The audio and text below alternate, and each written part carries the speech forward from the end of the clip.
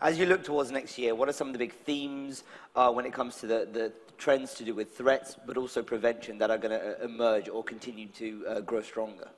I think just sitting here in China and listening to a lot of the investment, and IoT is definitely a big area, right? IoT has, in many ways, really changed the way we live. And whenever you have new technologies like that, we use a term called you open up new attack surface. So definitely would expect that next year we'll hear more about even more IoT-related security challenges. The other trend, I would say, this year, I think I heard some of the previous speakers talk about data privacy. And the customers, the users, a lot more aware of what it means to them.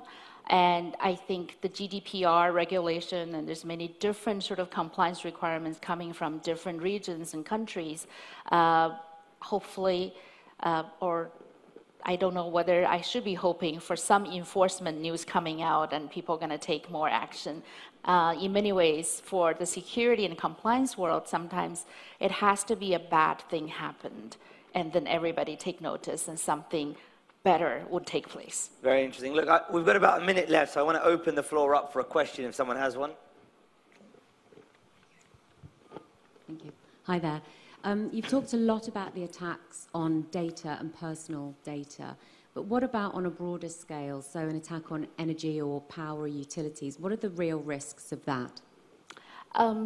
It's really high. That's why, coming from the US, there's special regulations, there's special groups, and there's, we call it, ISACs, which is a sharing community. They are sort of many different intelligence you can sort of read about. There may be already attacks in those. But it always starts from, in many ways, the weakest link sometimes is us humans. So the phishing attacks is usually the entry point.